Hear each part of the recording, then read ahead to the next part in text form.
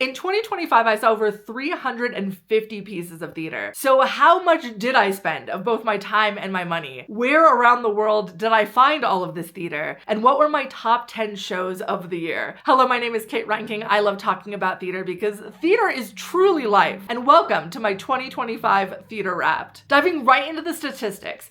In 2025, I saw a total of 356 shows. 355 of those were live in person. One was a pro shot screened in a movie theater that was surprisingly not Merrily We Roll Along, which I still have not seen. And 287 of those were unique titles in 2025. Everything else was a repeat within the year. Now, I was seeing theater consistently throughout the year, but without a doubt, August is my most attended month by far because of Edinburgh Fringe.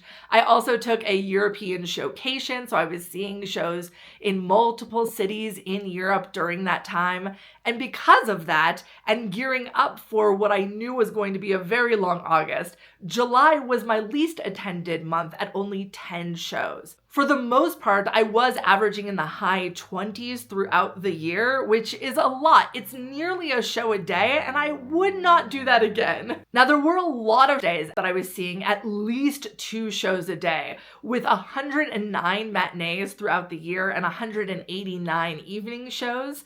In addition to that, I saw 58 unique showtimes, which really help when you're trying to see theater out of town and trying to cram in as much as possible. A lot of those unique showtimes were definitely because of Edinburgh Fringe, but there were also a lot of unique showtimes in New York this year, like the 5 p.m. O'Mary, like the 5 p.m. Beau. There was also a lot of late night fare, like some 11 p.m. shows, some 9 p.m. shows. So there's definitely a lot of unique showtimes around New York, if you're coming from out of town and you want to see as much theater as possible, which I definitely usually do. For the most part, I was seeing shows on the weekends. Saturday and Sunday have the most shows. However, I also saw a ton of shows on Wednesdays and Thursdays, and this is the first year that I saw more shows on a Thursday than I did on Wednesday.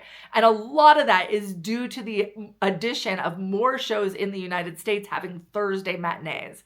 And again, that is especially helped by that 5 p.m. O'Mary. You can actually do 3 show days in New York right now on Thursdays, whereas Wednesdays you can only squeeze in 2 shows most of the time. And of course, Monday, which is usually a dark day in theater, was the least attended day. However, I was still able to find 25 shows to see on Mondays. And especially if you're going to New York, there's a lot of shows that have Monday showtimes. Overall, I spent 37,747 minutes watching theater, and this does not include the intermissions, y'all.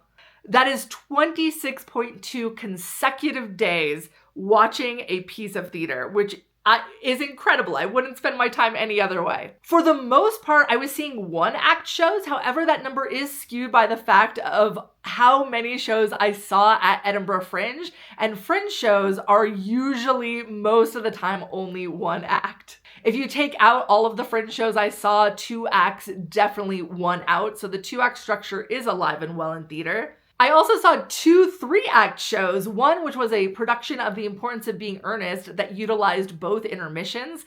Importance of Being Earnest can be performed with only 1 intermission. However, the production that I saw at the Oregon Shakespeare Festival utilized both for scenic changes. And the other 3-act show was also the longest show I saw last year, which was Initiative, clocking in at 4 hours and 57 minutes without the intermissions. Initiative was definitely a commitment, but so totally worth it. And the shortest show I saw was, of course, at Edinburgh Fringe, clocking in at only 33 minutes, The Gummy Bears Great War. Now, unique to 2025, there were 6 total shows that I saw that were normally 2-act shows that I was only able to attend one of the acts for whatever reason. 4 of those were just the second acts of the show, and 2 of them were just the first act. And I will say I did not leave either of those shows because I was having a miserable time. One was the tour of Shucked, which I had ended up seeing the second act the day before because of a weird turn of events. And I had to leave the first act the next day to go to the airport. And the second show that I ended up not seeing the second act of was We Are Gathered at Arena Stage in DC, which was canceled right before the start of intermission because the fire alarm kept going off.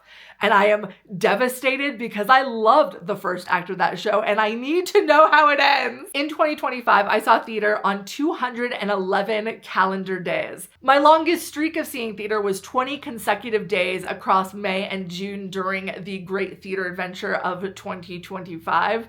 This was broken by the fact that I had to fly to London. I think I could have squeezed in a matinee that day in New York, but I didn't. So it broke the streak. And then it was further broken by working ITF, which is a theater conference. So even though I was working and seeing theater related workshops every single day, I didn't actually see a show every day. And so that further broke my streak there in June. Out of those 211 calendar days, 18 days were spent seeing at least 3 shows or more. The most shows I saw in a day was 8, which is not my record. My record is 9.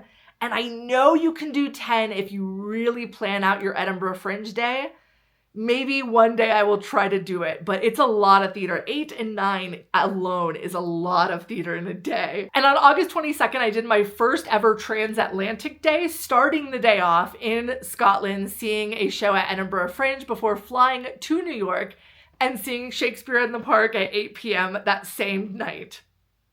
It is possible, and it honestly wasn't bad. I slept on the plane. This calendar is also color coordinated by where I was each day that I was seeing theater, and as you can see, I travel a lot. In 2025, I traveled to 40 different cities across 4 countries. In the United States, I saw theater in 20 different states and DC. And one of my goals is to see theater in all 50 states. And in 2025, I was able to cross off 8 new states. So I only have 24 to go. We're over halfway there. It's very exciting. Most of the theater that I was seeing was, of course, in New York with 190 shows in New York City. As a reminder, however, I don't live in New York. I live in Colorado, which came in second for states at 14 total shows, followed by California at 11 shows. Everything else was under 10. I did see a lot of theater in Oregon, a lot of theater in Illinois, of course, because of Chicago. But for the most part, in all of these states, I was seeing 1 to 3 shows per state. How exactly did I get all of these tickets? A good chunk I was either getting invited to or getting gifted the ticket. Because of the channel and platform that I have, I am able to see a good amount of theater for free, which is a huge privilege. And I thank anybody who follows me on any platform for allowing me to do that. But I still purchase a ton of shows, including 55 full price tickets. Now, a good chunk of those full price tickets I was purchasing at Edinburgh Fringe. Even though I attended the Fringe as press, there were some shows that I was still purchasing tickets for, and all of those tickets were relatively cheap. They do add up because of how much you're seeing, but compared to a Broadway show, it's definitely a lot cheaper to see a show at Fringe. But I also utilize a lot of different discount options. I love utilizing my TDF membership primarily for off-Broadway shows. That's kind of my go-to for off-Broadway. I'm a TodayTix Gold member, so I buy a lot of TodayTix tickets because I automatically get 10% off. And I especially love buying tickets on TodayTix in advance when I'm going to visit London, because London tickets full price are just inherently cheaper. And so getting them with that 10% off is usually a really good deal for me, especially during a sale week. I also separated out shows that I was buying for that 10% off discount on TodayTix versus TodayTix's Digital Rush, which I lumped in with the Telecharge Digital Rush option that is available in New York. So there was still a good chunk of shows that I was getting Digital Rush tickets. I also do a lot of in-person rushes still, but I will say it is rare that I actually wake up early and wait in line, but there are definitely shows that I was still doing that last year, like Sunset Boulevard for its closing weekend. But for the most part, sometimes my in-person rush just looks like showing up to the box office a couple minutes before and they sell you a rush ticket, which is also an option. It's definitely a riskier option. I wouldn't recommend it to people who are really trying to see specific shows. But for me, that spends so much time seeing theater, it's really great. I love going to the box office and seeing what deals they can offer me. I also get a lot of tickets through different access programs. These are discounts that you have to qualify for, whether that be an age discount.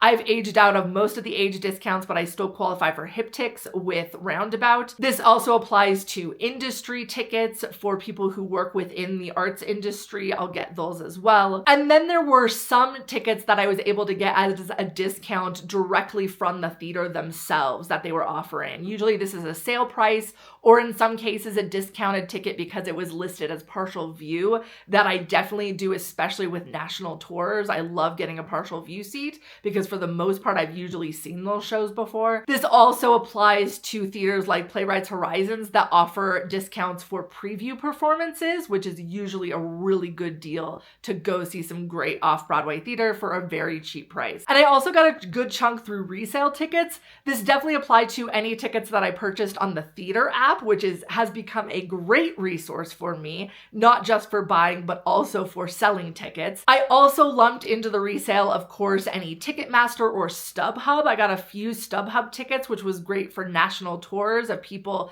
selling their subscription tickets. I also included in the resale bucket any tickets that I purchased from a friend who had purchased the ticket and had gotten a discount and then had sold it to me for that price. There was definitely quite a few tickets that I bought that way last year. And even though I don't utilize them a lot, I still got 4 different tickets from a lottery. I don't necessarily try the lotteries much anymore, but especially if I have an open slot, sometimes it can be fun to try to fill it in that way, especially if there's shows that I want to revisit. And I also got 2 different audience rewards redemptions, both of which were Hadestown, which if you're looking for Hadestown tickets or tickets to some older shows, cashing in those audience rewards points can be a great way to get a really good discount on a really, really good seat. Both seats that I had for Hadestown were center orchestra. Now, I did have a budget in 2025 of $100 or less, and I tried not to break that, but I did end up breaking it 5 times,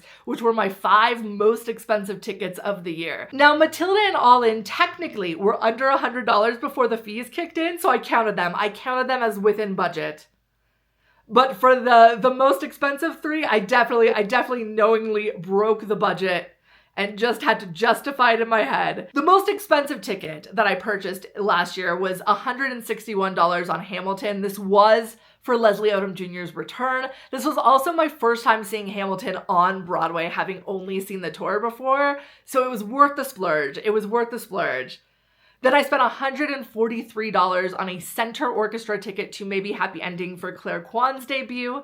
I love getting to see a cover debut, so combining that with the fact that I had not seen the show on Broadway from the center orchestra, it made the splurge worth it. And full disclosure, Maybe Happy Ending is a show that has invited me twice, so I figured it evened out. It evened out. And then I spent $122 on a ticket to the Outsiders tour at the Tulsa stop just for the bit.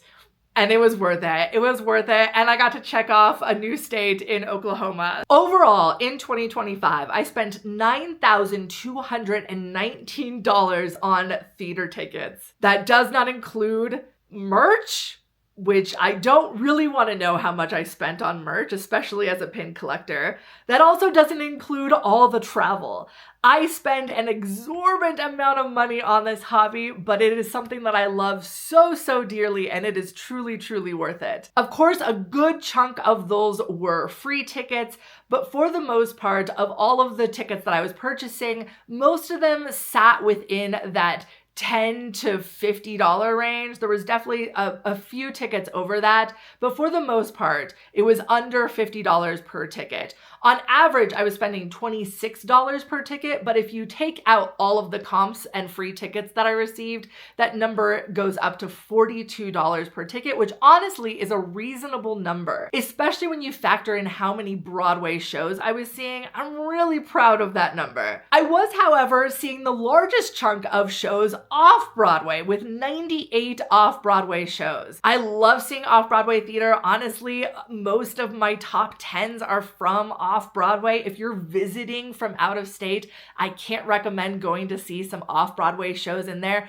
they're cheaper, and the quality is top notch. But I still saw 74 shows on Broadway and then 62 shows at Fringe festivals. This includes the 60 that I saw at Edinburgh Fringe, but I also attended 2 other Fringe festivals in the United States because they're kind of all over. I saw 48 regional theater productions, which is different from the 16 national tours that I saw. I saw 37 shows in London, which includes West End, off West End, and then like outer West End, like the National Theatre. I saw 6 different youth productions, which included 3 Hadestown teen editions, 5 community theater productions, 4 works in progress that were like play readings or concert presentations of songs from a musical that's in development, and then 6 other, which includes site-specific shows like Into the Woods in the Woods, a wedding that had a storyline that I absolutely counted as a piece of theater, and 2 different award shows, including the Tony Awards dress rehearsal and the What's on Stage Awards in London. As far as where shows were in their developmental process, for the most part, I was seeing new pieces of theater for both musicals in the dark blue and plays in the yellow. New productions are anything that are on their first production with their first creative team. This includes shows on Broadway that qualified for either the 24-25 season or the 25-26 season.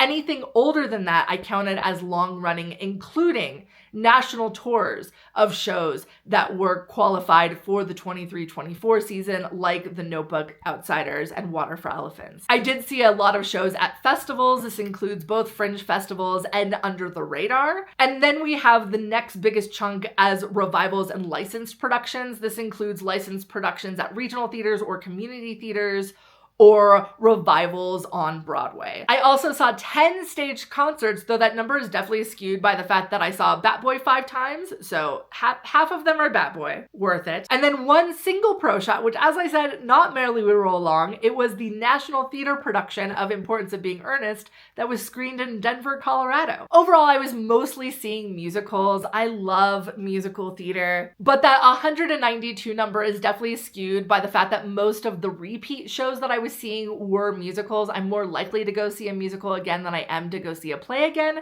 But in those 151 plays, there are also quite a few repeats of some of my favorites, and from shows that I was seeing in multiple different iterations. In that little blue sliver, we have 14 other, the largest chunk being variety cabaret shows. This is where I put the award shows, as well as things like Red Bucket Follies. I also saw 3 different dance shows, and then 1 each of a magic show, Rob Lake, an immersive experience, Phantom Peak, and a circus show, The Ruckus, at Edinburgh Fringe. Now, of all of the 192 musicals I saw, 81 of them were original musicals, which is huge. Original musicals are alive and well, y'all. I saw 51 adaptations of books, mythology, or plays. This is separated out from the 25 movicals that I saw that were adapted from either a movie or a TV show, having seen both Schmigadoon and Smash last year. Then I saw 9 jukebox musicals. Now, some of these jukebox musicals were also musicals, like Moulin Rouge, but I classified them as jukebox musicals. And the 9 jukebox musicals doesn't count the 2 bio jukebox musicals that I saw. I separated those out because that is my least favorite subgenre, though last year I really liked both of those shows. It was Just in Time and Buena Vista Social Club. I also debated putting Just for One Day in there, which is sort of kind of a bio jukebox musical, except that the musical artists aren't singing the songs. It's a weird one, but that was also another one that I was surprised I liked as much as I did. I also saw 6 parody shows.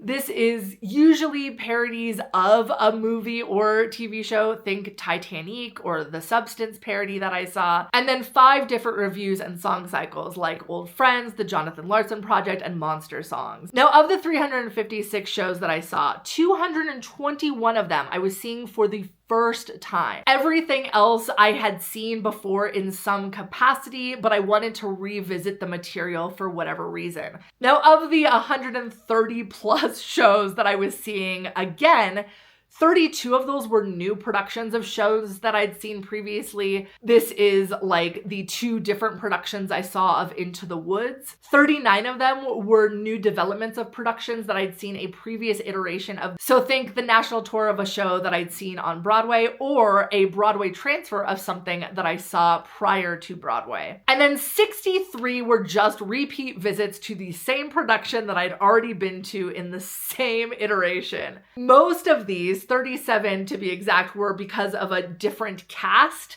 whether that be a cast change out, or 13 times I went specifically to see a cover go on.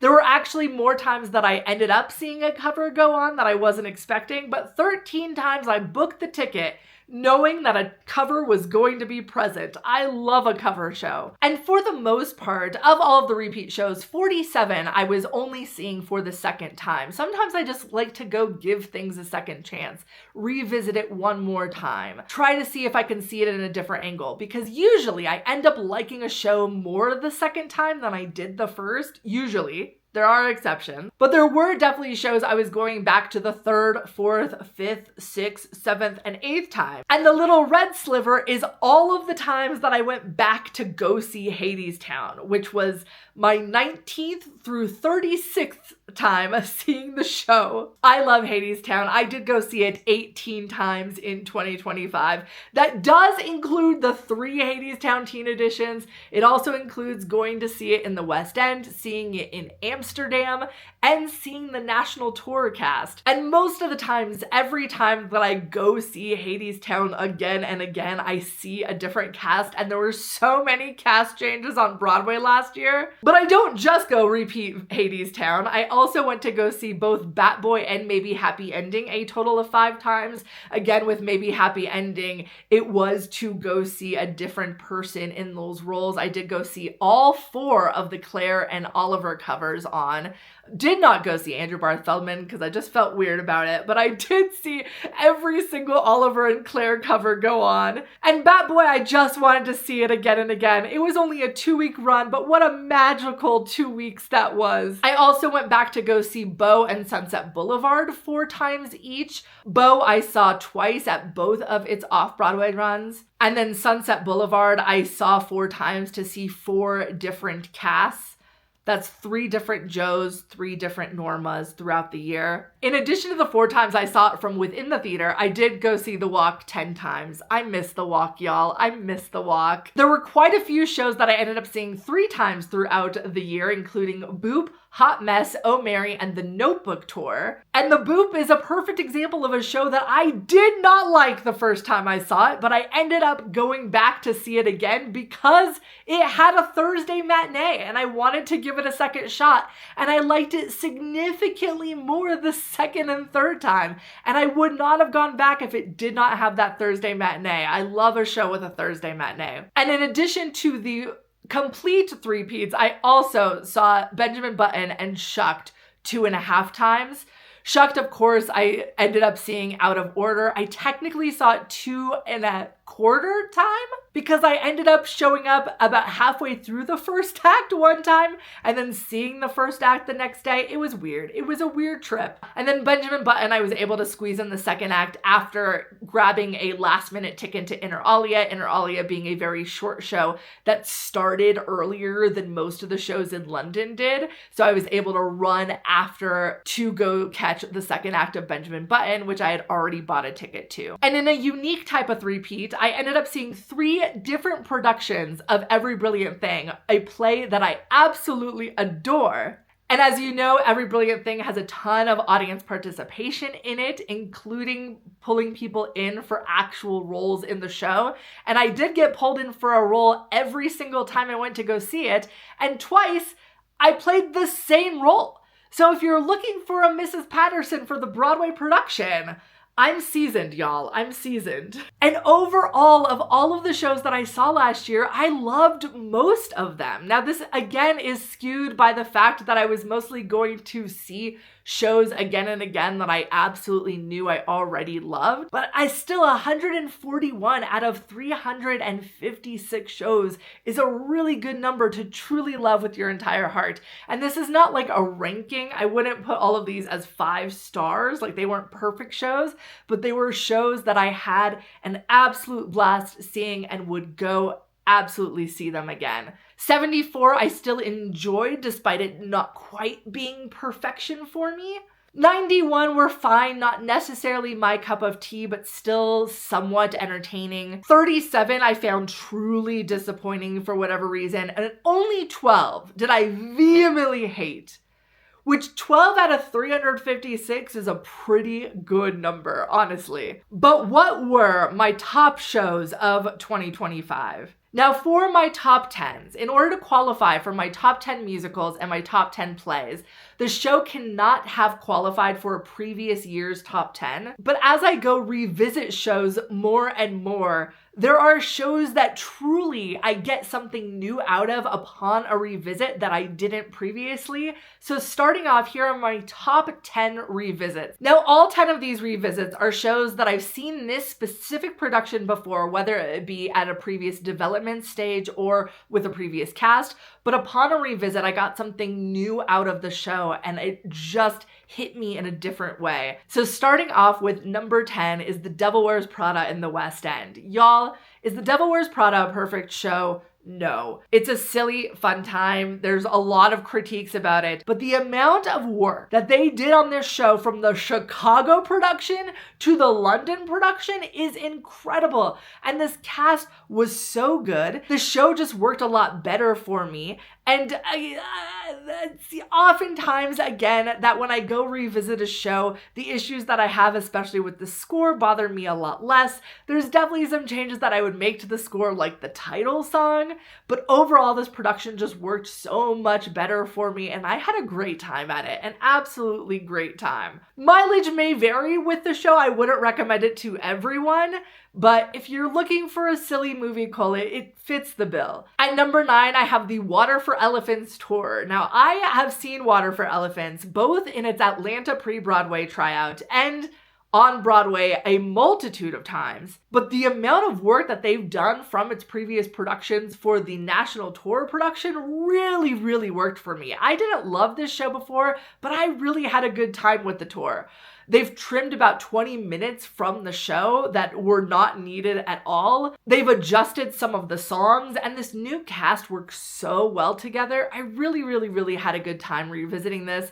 And even Rosie the Puppet got an upgrade for the tour, and she looks great. She looks great. At number 8, I have Sunset Boulevard, which made my top repeats list last year, but in 2025, I was able to see it with even more vastly different cast, from seeing Caroline Bowman and Rashidra Scott do incredible turns as Norma, to getting to witness the rise of Diego Rodriguez by seeing his Joe before getting to go see him in Evita. What an absolute star in the making. I loved getting to revisit Sunset Boulevard, and getting to see all of these different casts really allowed me to solidify Jamie Lloyd's vision and get a further appreciation for what he did with this material. What an absolute masterpiece of a revival. I miss it every single day. At number 7, I have the Parade National Tour. Not only was it incredible getting to see this national tour in Atlanta, where all of this history actually took place,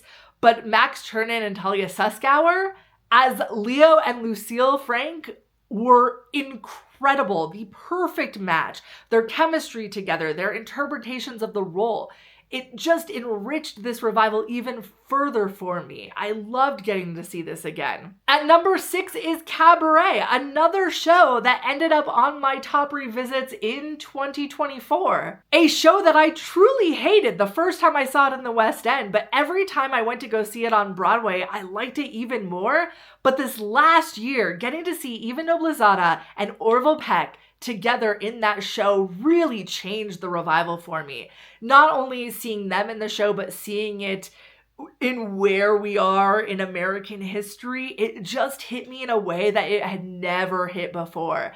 And Orville's MC was like terrifying in the best way. What an absolutely stellar cast for my final time seeing this cabaret revival. At number 5, it's Hadestown. It's Hadestown. I feel weird putting it on this list every year, but it just continues to get better. I'll stop putting it on this list when they stop bringing in casts that just make me see the material in a brand new light. But considering in 2025, I was able to see every single one of my favorite Persephone performances ever, from getting to revisit Amber Gray in the West End to getting to see the absolutely chaotic Rachel Tucker and Rebecca Naomi Jones, and then starting and ending the year with Allison Russell. The Persephones, and that's not even all the great Persephones I saw last year. Merle Dandridge, oh my gosh, what an incredible interpretation. Truly, we were feasting for just the Persephones alone. And then when you add in Daniel Breaker's Hermes, Cedric Neal, I also finally got to see Mel's Hermes in the West End, which is one of my favorite interpretations of that role. I absolutely loved her, and I missed her previously. And then all of the incredible Orpheuses. I mean, just on Broadway alone, thinking that we started the year with Jordan Fisher and ended the year with Jack Wolf, like, come on. And then all of the incredible Eurydices, including the stellar Meg Colton on the national tour. What a powerhouse. And speaking of the national tour, Nicholas Colin is probably my favorite Hades I've ever seen. I love his rendition of With His Kiss, The Riot. What a voice. What an absolute voice. Truly, Hadestown was incredible. And that doesn't include all the times I saw Hadestown teen editions, because those were technically new productions to me. At number 4, I have the Notebook tour, which I loved the Notebook on Broadway. This actually just missed my top 10 revisits last year because of the fact that I didn't think that they changed enough from pre-Broadway to Broadway. But getting to see the tour edition, they made some really powerful changes that solved primarily all of my issues with the Notebook on Broadway for the tour. Some out of necessity, some were just minor adjustments that I really think helped the production. And this new cast is just incredible. And getting to see them both in Cincinnati and later on in the Denver stop, I love how they've really grown into these roles. What an incredible cast going around the country right now in one of my favorite shows. At number 3, I have Stranger Things, The First Shadow. I enjoyed this in the West End, but the amount of work that they did for the Broadway production, from a couple rewrites that I thought really helped the story, to the incredible addition of the Mind Flayer. What an effect on a Broadway stage. I really love what they did with this show, and I think it's a perfect addition to the Stranger Things universe. And especially after finally finishing Stranger Things as a series, I love that the play is not required viewing at all, but it does give you some added lore if you want to dive further into the universe. This is truly the bar for doing companion pieces to IP, and I hope that future IP plays take note, because this was great, absolutely great. At number 2, I have the 25th annual Putnam County Spelling Bee. I loved this production at the Kennedy Center, and I really love how well it works off Broadway. From the more intimate setting to this new cast, we have some really great new cast additions, including an incredible performance by Jasmine Amy Rogers. I mean, between Boop and Spelling Bee, Jasmine Amy Rogers made quite an impression on the theater scene in New York last year. And what an incredible range, because those characters are nothing alike. And at number 1 for revisits, I have Two Strangers Carry Cake Across New York. I've loved this production. This was my 3rd time seeing it after seeing it at both the Kiln and the Criterion. This actually made my top revisits list last year after seeing the West End production. I really loved the changes that they made between the Kiln and the Criterion, but the changes that they made for Broadway are incredible. They made a lot of writing changes, a lot of changes to the score that really tie it together even more cohesively. Even the way that they reveal information throughout the show has really improved. There's a really nice framing device throughout that works really well. And I love the addition of Christiane Pitts to this cast. Her and Sam Teddy have great chemistry together, and I even love both of the standbys, having seen Phoenix Best in her debut, at least half of it, and getting to see Vincent Michaels sing some of the songs at a concert version of this show. And I'm just so happy that True Strangers Carry a Cake Across New York is finally playing in New York City. It's been a long time coming, but it was worth the wait. And what a great, great new addition to Broadway. Now, before I get into my top 10 plays and my top 10 musicals, I have to talk about my top 10 biggest disappointments, because not every theater was theater that I loved this year. Now, as a disclaimer, for the top 10 disappointments, I don't include anything that is still developing. So these are all exclusively either West End or Broadway shows. Nothing from an out-of-town tryout or a fringe festival. Even though there were definitely shows there that I hated, they're still working on them, so they could fix them. But for the most part, these are all Broadway West End shows, or in one case, a commercial off-Broadway run. Starting at number 10, it's The Queen of Versailles. I was really disappointed by this, especially because I saw the pre-Broadway in Boston, and while I thought it was imperfect, I thought there was a lot of potential for a really great musical in there. They just had to do some work, especially on the score. And unfortunately, while they did make some changes, it wasn't nearly enough, and this show just felt so completely kind of mediocre to me, which is really unfortunate because I love Michael Arden as a director. I really love this cast, and the cast was incredible. And there were even moments in the book that I really enjoyed, but for the most part, the score of the show just really let down the production as a whole.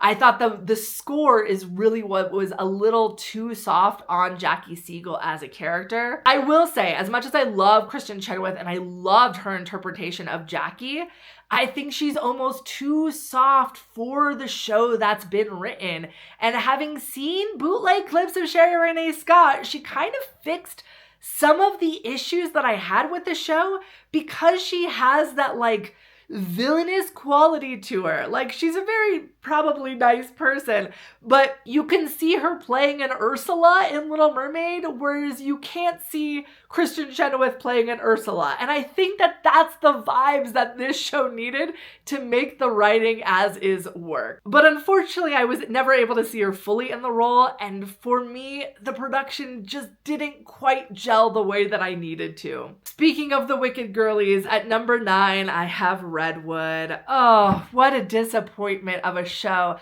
And especially with such an interesting original concept for a musical. I love the idea that Tina Landau had to bring in somebody who didn't write for musical theater to create the score. And credit where credit is due, I actually really like the music in this show for the most part. Songs would start and I'd be like, oh, I like the way that this sounds. But then they start singing the most grating generic lyrics that I've heard on a Broadway stage. I still think of all these things that I've learned to start off Idina Menzel's last big number. What a disappointing lyric. And especially with these performances that we were getting on that stage from not just Idina Menzel, but Kayla Wilcoxon and Zach Noah Pizer giving incredible performances.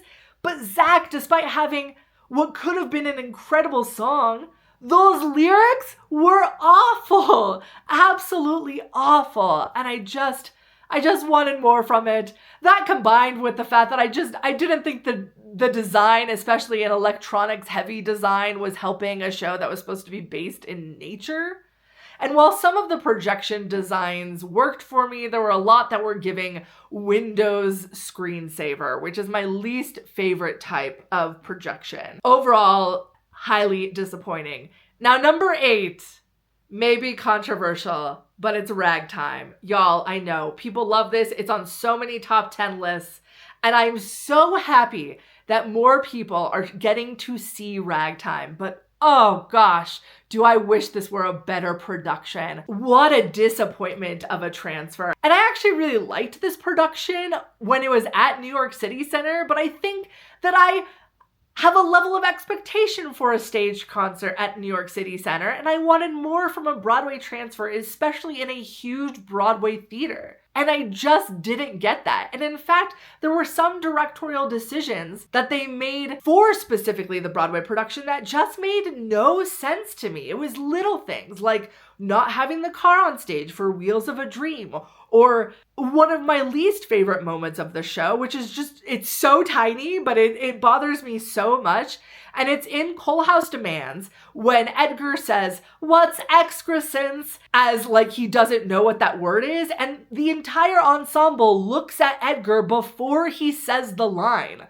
And I just don't understand what exactly was the decision in having the entire ensemble look to this little boy for what on earth is he going to say in this moment. It made zero sense to me.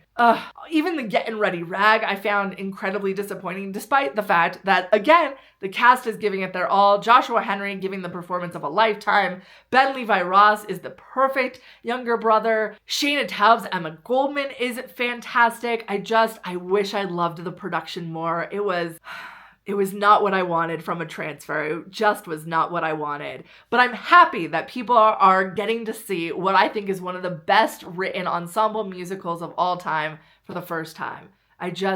Y'all deserve better. We deserved better. At number 6, I have a tie between Clueless and Romy and Michelle. Both of these kind of fit into the same bucket as just lazy musicals. They're movie adaptations that are basically just the movie regurgitated on stage, similar to a Back to the Future. Both of these have an original score, with which I have to give them props, especially because Clueless started out as a jukebox musical, and they, for the London production, got KT Tunstall to write an original score, which, great, we love to see it.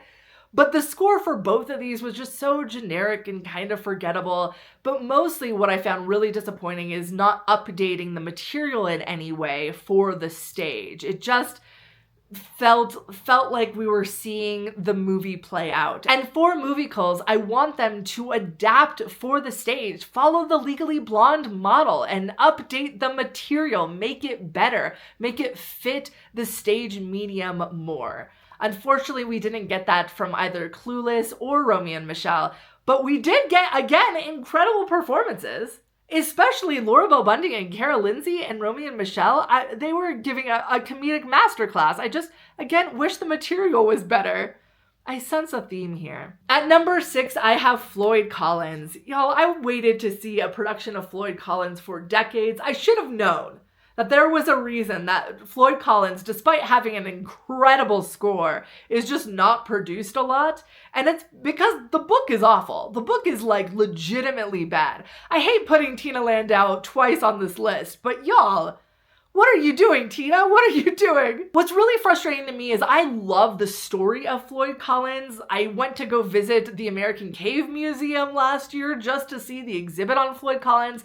I find the story of this man who went into a cave to find fame and fortune, ending up finding fame in his own demise, fascinating. I find the media circus around this entire event fascinating.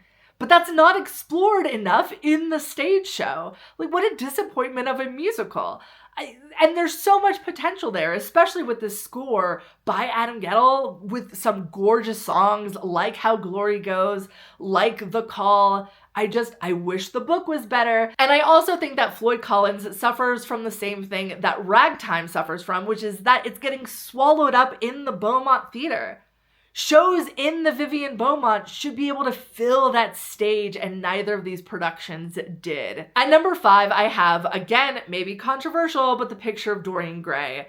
I did not like this production at all. And maybe part of it is because this production was so hyped. Sarah Snook's performance was so incredibly hyped ahead of time. People were oohing and awing the technology, and I just felt underwhelmed. I didn't like the style of storytelling.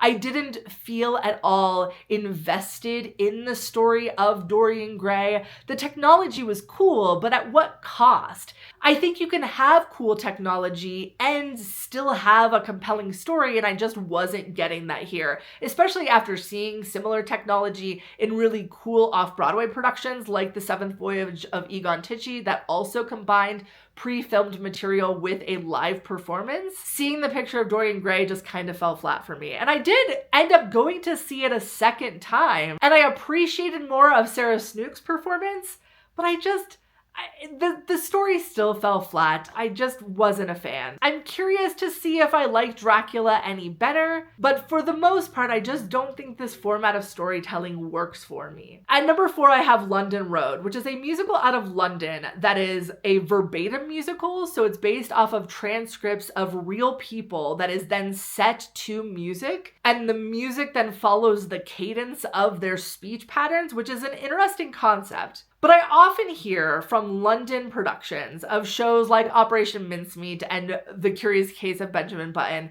that they're quote unquote too British to transfer. And I've never in my life felt that about a show until I saw London Road. London Road was absolutely too British for me. I did not care about those characters. I didn't care about the storyline. I was not invested at all. And despite the fact that it is beloved in London, this was actually a returning production of the original, really highly acclaimed production at the National Theatre. And I was miserable watching it. I was ready to leave. At number 3, and a huge disappointment because it's done by one of my favorite working directors, is The Last 5 Years revival. I was so excited to see what Whitney White was going to bring to this material. I love Last 5 Years as a show. I knew going into it I was probably not going to like Nick Jonas's performance. And that's not why it was most disappointing to me, because he was fine. I actually thought there were a lot of moments where he did a really decent job. Adrian Warren, of course, was spectacular. But for me, what made this the biggest disappointment was hands down the direction. I just could not see the vision. And especially loving Whitney White's direction and her transitions that she utilizes in all of her work. The transitions in Last 5 Years just felt clunky and misplaced to me. I didn't understand the choice to have both Kathy and Jamie on stage at the same time. I thought it really reduced the impact of the moment of Next 10 Minutes. And part of it to me just felt like she was making up for the fact that these two performers were not the same caliber.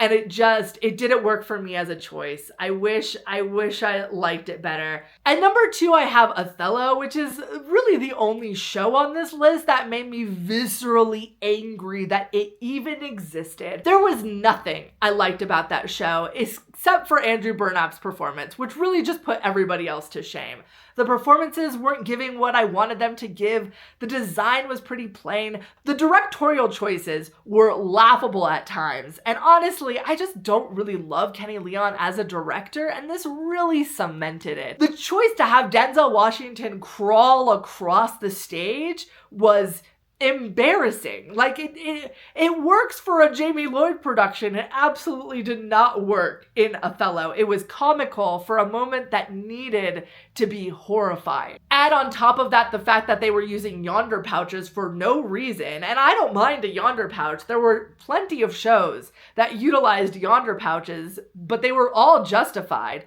Why were we using them for this? Just because of the celebrity names? Speaking of celebrity names, what were those ticket prices? I only paid $24 because I bought a heavily discounted ticket from a friend. And I'm still mad about it.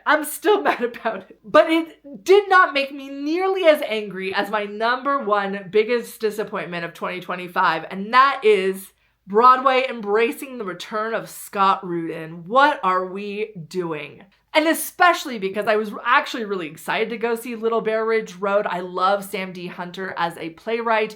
I'd heard great things from Chicago, and I missed the production in Chicago. And that's one of my biggest regrets because I refused to go see it on Broadway. I hate that we have allowed this man, because of the power that he has, despite decades of bullying behavior, be welcomed back in.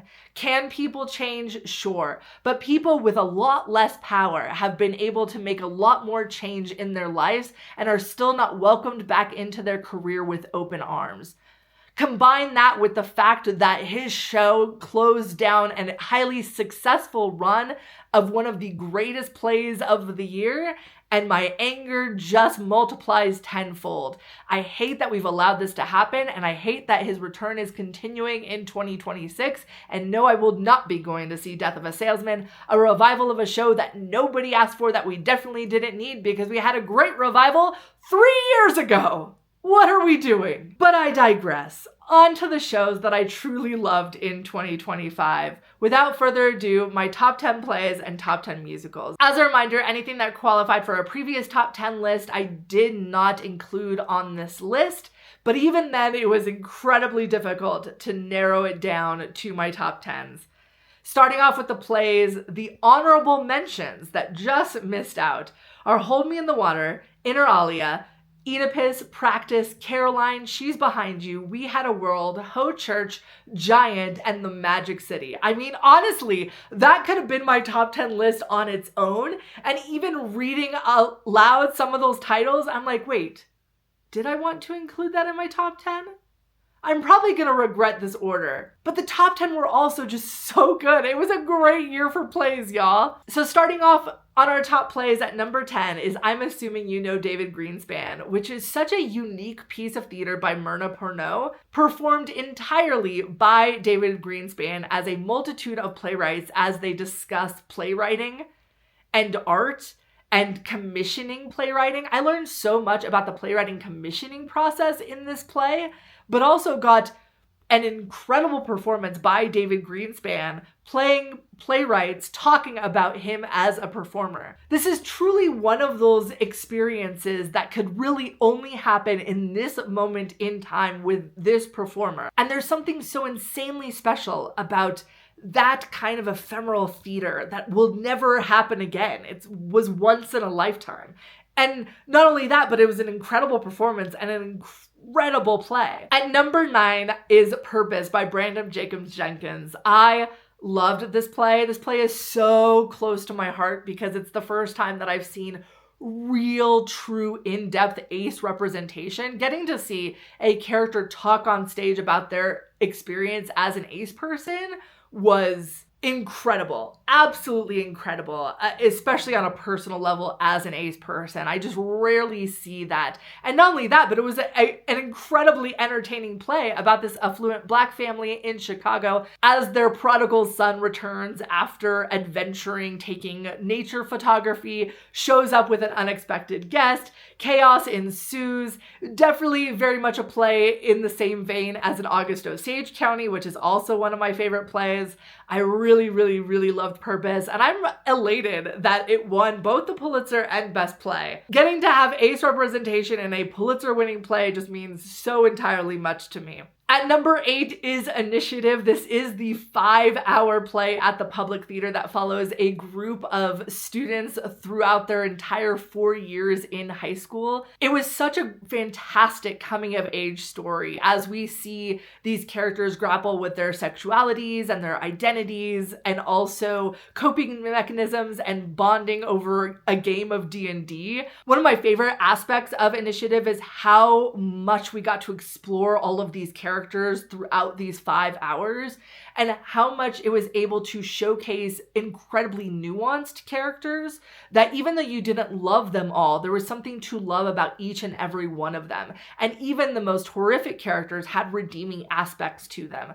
I also thought, as a millennial who went to high school in this same time period that was depicted in Initiative, it was such an incredibly accurate portrayal of high school during the aughts, and especially with the language that we had for queer identities at that time. As somebody whose entire friend group, including myself, ended up being queer after high school, this was the perfect encapsulation of our experiences during that time. What an incredible play by Else Went. I'm really excited to see what else she writes. Initiative is truly a play that I would have watched for 5 more hours. I would watch an entire TV series with these characters because they were just so incredibly well written. And I love a play like Initiative because going into the play, you're already like bracing yourself because of how long the runtime is. But within the first 5 minutes, I knew it was going to be a show I love. And I love when a play can hook you in that fast. At number 7, I have And Then the Rodeo Burned Down by Chloe and Natasha. I adore Chloe and Natasha, who are Edinburgh Fringe darlings. I've now gotten to see all of their works, and Then the Rodeo Burned Down is hands down my favorite. It's this incredible absurdist piece of theater that combines clowning and physical theater and commentary on the surrounding world, featuring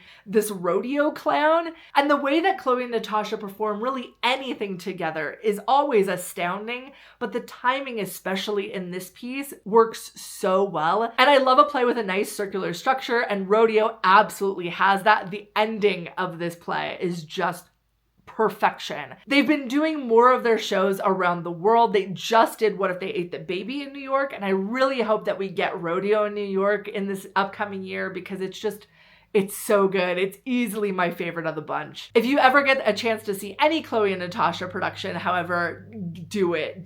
They're all great, literally all of them. At number 6, I have Fremont Avenue by Reggie White that I saw at Arena Stage in DC. Fremont Avenue is this incredible multi-generational play that takes place in a single house on Fremont Avenue in Los Angeles, centering this Black family. And in this production, we got to see Bradley Gibson play the central figure in 3 different generations of this family living in this house. And because of the structure of the play, we get to see the effect of the previous generation on the next generation to come. This was an absolutely stellar play that absolutely stuck the landing and had me in tears by the end. And we also got some of the most incredible character work by Bradley Gibson in this incredible cast.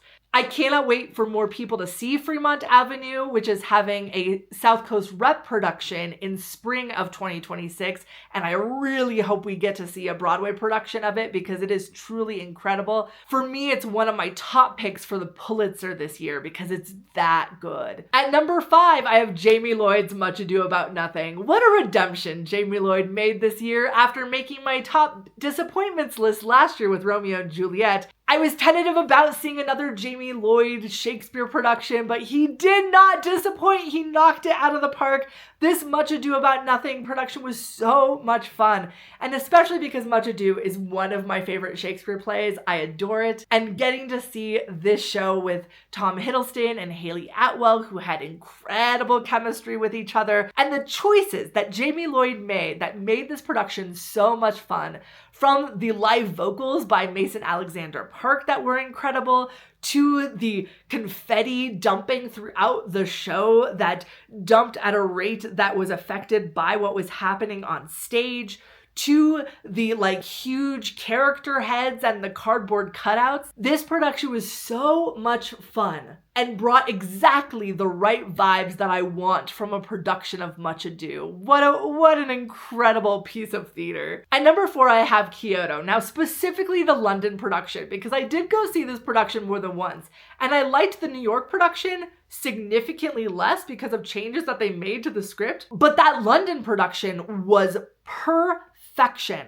I absolutely love the Joes writing. They also wrote The Jungle, which was my favorite show the year that I saw that. And while Kyoto wasn't up to the same level, it still hit all the right places that I needed to hit. Kyoto primarily took place at the Kyoto Protocol, and all of the protocols beforehand, as the United Nations was coming together to attempt to create an action plan to prevent global warming. And it primarily centered Don Perlman, who was a lobbyist actively trying to prevent that action plan from taking place, which I thought was genius as the focal point for the show. So much of Kyoto really resonated to where we are right now as a society, in all of the arguments that we have with each other, and how much we prevent progress from happening because we always tend to prioritize our own self-interest over the greater good. Kyoto was such an incredibly important piece of theater, and for me, what really helped it land is the final monologue by Don Perlman's wife at the end of the show, and the way that they choose to end the show as a whole. And that is what they changed the most of for the New York production, which was so frustrating because they cut one of my favorite lines from the show, which is, "Why am I listening to somebody I don't know talk about somebody I don't like? The world is full of people you don't know and people you don't like." Oh, it's a perfect line and they cut it, and I'm so mad about it, but it's still it's still number 4 because it was such a good show. And those final moments will sit with me for a long time. At number 3, I have Prince F from Playwrights Horizons that I then saw again when it transferred to Studio Seaview. I love this play by Jordan Tannehill. Prince F is a queer fantasia of sorts as these queer actors all come together to talk about the photograph of a young child Prince George as he's looking at a helicopter fly away. And so many queer people saw that photo and identified themselves as children in that. And because of that identification, wondered, is Prince George potentially gay? And so much of Prince F as a play is this really incredible queer exploration of not just what if there was an openly gay royal in the United Kingdom, but also, even though we don't apply sexuality to children, how much of that queerness is expressed by queer children. And so this story of this potential of this what if this prince were gay is combined with these monologues and photographs of all of the performers on stage as children, recognizing their own queerness from their younger selves. And while I really love the exploration of a gay royal with conversations of privilege in queerness, and especially privilege of a white royal as opposed to any of his subjects. But what really landed this play for me were all of the personal monologues. And some of these were actually written prior to the casting. Some of them were written after the casting took place. But they all felt incredibly specific and incredibly personal to the performers on stage. And especially the monologues by David Greenspan as a gay man during the AIDS crisis and Naomi Allure-Stewart as a Black trans woman finding her own sense of royalty. The monologues were just such an incredible part of an incredible piece of theater. Prince F was also a show that utilized yonder pouches last year, and the nudity that required that yonder pouch to be used, I thought was done incredibly tastefully, but also added a lot to the story, especially this exploration of kink and privilege. At number 2, another Yonder Pouch show, it's Liberation by Bess Wohl. I saw Liberation both off-Broadway and Broadway, and this is definitely a show that improved so much upon a revisit. Liberation is an exploration by the playwright as she's looking back on the life of her mother in the 1970s during the women's movement of that time, and specifically looking at the community that they had, but also where they went wrong, why they didn't go far enough, and asking all of these questions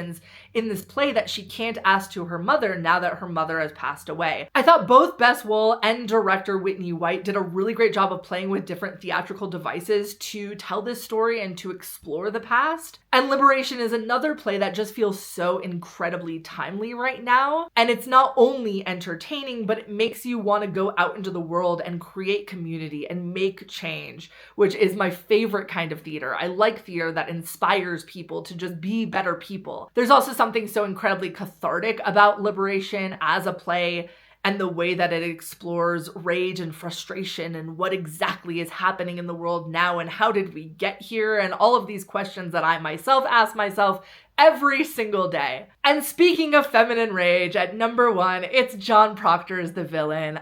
What a show. What a special show. John Proctor's The Villain is an incredible play by Kimberly Bellflower, following this group of teenagers in rural Georgia as they're studying the crucible and dealing with the Me Too movement in their own community. And there's something so revolutionary and relatable about the way that these teenagers talk to each other that sounded like actual teenagers talking on a stage. And yet, like many teenagers, their ideas and their exploration of life and what's happening and processing the world around them is so incredibly deep. And oftentimes we don't get that from teenagers on stage. And of course, there are few moments in theater as iconic as Lord's Green Light. What an absolutely perfect use of an incredible song in an incredible show. And not only that, of course, you had the absolutely incredible direction by Danya Tamor. And of course, this incredible cast from Sadie Sink to Standout for me, Finestraza, who played Beth so perfectly. I think Beth is such a difficult role because she's kind of obnoxious, but Finna was so endearing that she made you love her even when you kind of wanted to shake her sometimes. I am so happy that we got John Proctor's The Villain on Broadway. I'm so happy that so many people got to see it. I can't wait for it to finally go to London, and I can't wait for colleges across the country to start doing it again because it's a fantastic show. And finally, the top 10 musicals of 2025. Again, there were so many honorable mentions that I adored last year, including Real Women Have Curves, Regency Girls, the untitled Unauthorized Hunter S. Thompson musical, Assassins at Miners Alley in Golden, Colorado, Buena Vista Social Club, Goddess, Nightside Songs, and All the World's a Stage. It was tough to cut a lot of those out of this top 10, but before I get into the 10, I have to give an additional shout out honorable mention. Because this absolutely would have made my top 10, but I felt weird ranking it because it was a teen production. And that was the Hadestown Teen Edition production performed by Parker High School at ITF last year. I mean, really, every single Hadestown Teen Edition I saw was incredible in its own right, but this production was a masterpiece. From the steampunk aesthetic that they did to the incredible staging, there were some moments in there that I still think about, like Eurydice Trust falling off the back of the stage at the end of the show. The cast was incredible. These teenagers are so incredibly talented, and that's not including the fact that the Hermes that performed at ITF was the understudy, because the Hermes that they originally performed the production with was at the Jimmy Awards. These students' grasps on these roles that I've often seen performed by adults was incredible. But I have to give a shout out to every single educator that made this production happen, because when I tell you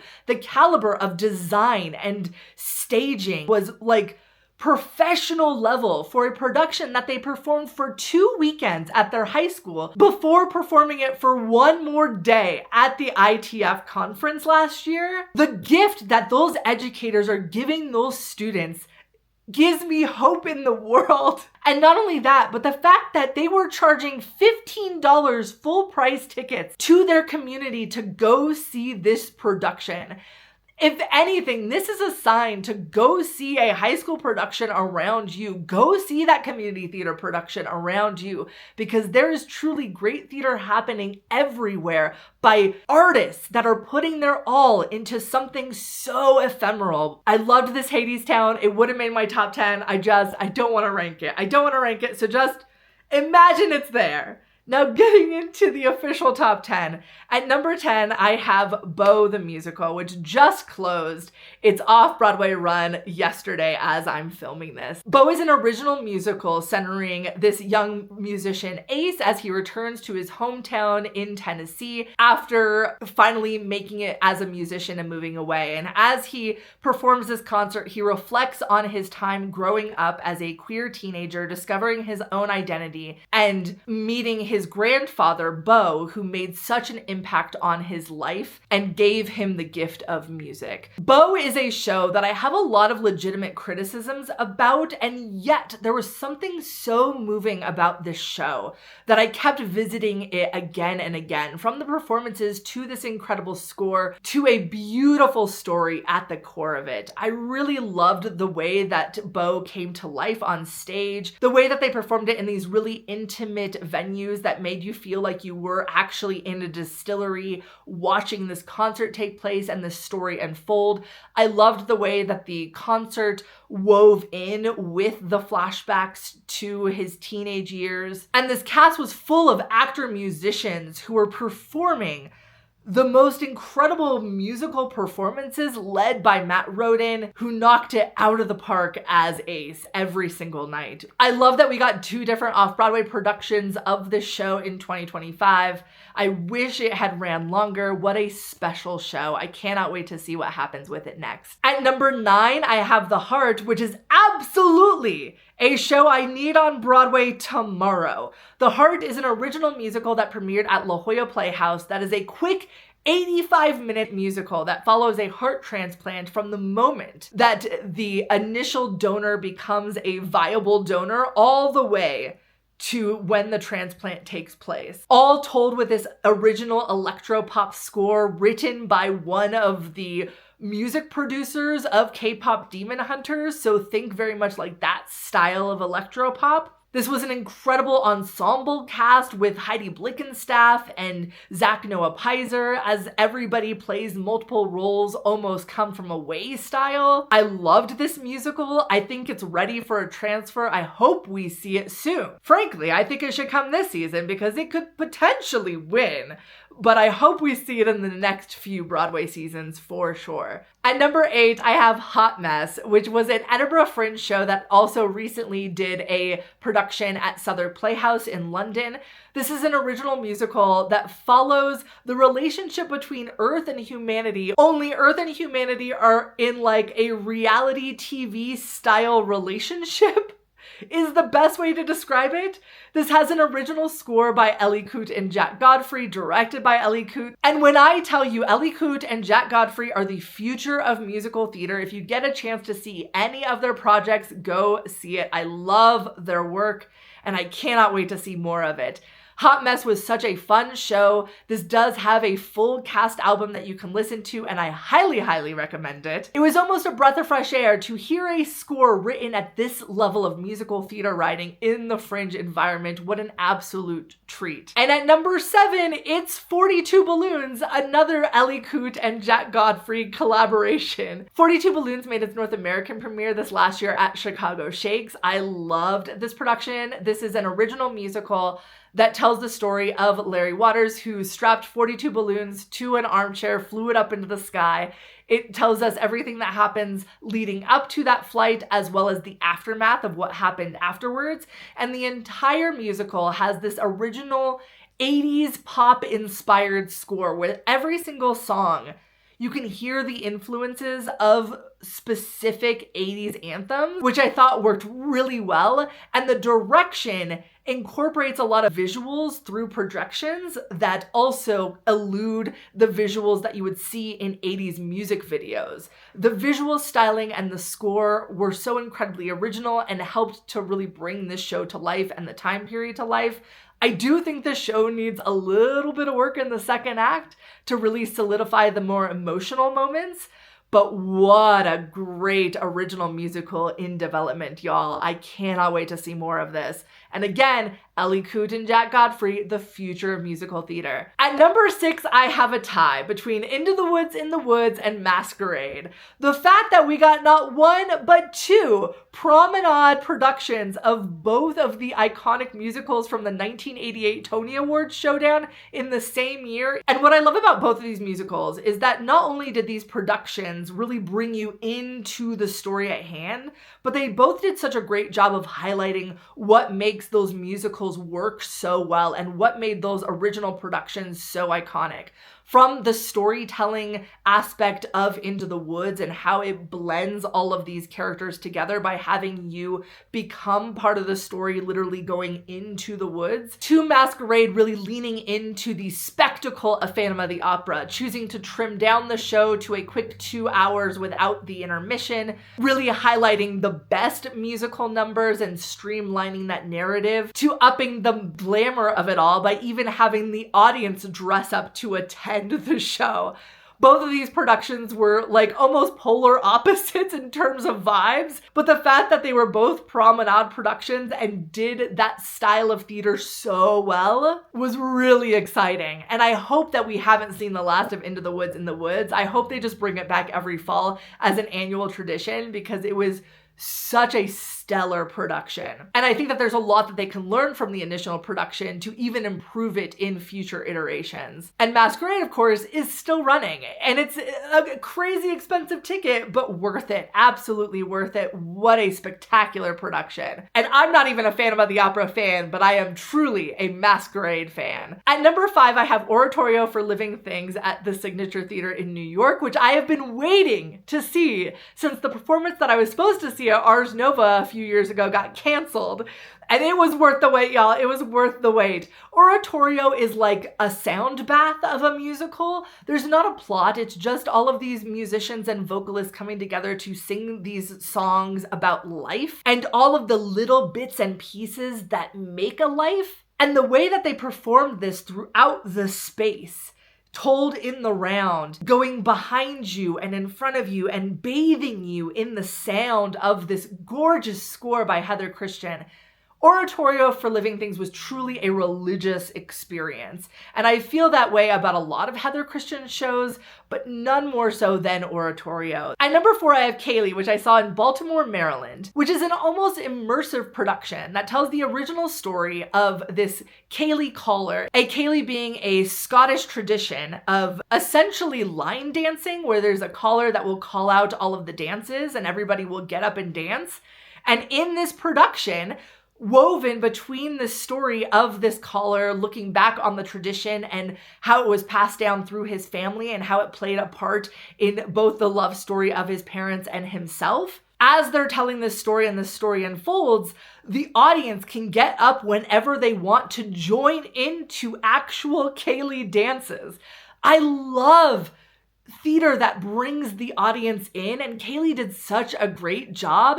And in addition to that, there were some really inventive blocking choices in this space, in this production directed by Sam Pinkleton, who I've seen do immersive productions before with his immersive Head Over Heels at Pasadena Playhouse. I love getting to see him dive into that style of theater, and Kaylee was such a special production. I hope we have not seen the last of it yet. This would play perfectly in a St. Anne's Warehouse style environment in New York. At number 3 is another Fringe show, and that's Hole by American Sing Song. Hole is one of the wildest original musicals that I've seen that tells the story of this highly conservative religious sect of people in Nebraska who believe that they need to wear butt plugs at all times in order to not be raptured. And everything that happens subsequently gets even weirder from there.